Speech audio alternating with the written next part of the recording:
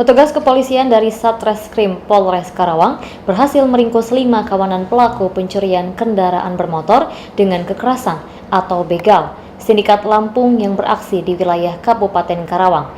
Dari 5 pelaku, 1 diantaranya merupakan residivis. 5 pelaku pencurian dengan kekerasan atau begal yang beraksi di wilayah Kabupaten Karawang adalah WD, MA, ST, AN, dan ZA.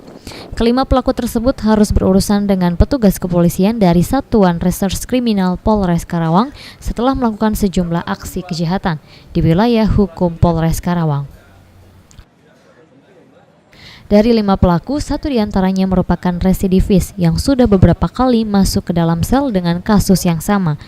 Dari pengakuan pelaku, ZA dirinya melakukan aksi kejahatan lantaran faktor ekonomi. Menurut Kapolres Karawang, AKBP Ade Ari, kelima pelaku tersebut merupakan jaringan sindikat Lampung yang juga beraksi di luar wilayah Karawang. Pelakunya banyak sekali. Ini yang kita tangkap, salah satu sindikatnya adalah 5 orang. Pelakunya 3 orang. Pelaku curanmornya itu orang Lampung, ya. Modusnya dia menggunakan senpi ini. Jika para korban itu melawan, mereka tidak segan-segan untuk melukai korban. Kemudian mereka bekerja sama dengan 2 orang pelaku penadah, yang mana warga lokal Kabupaten Karawang.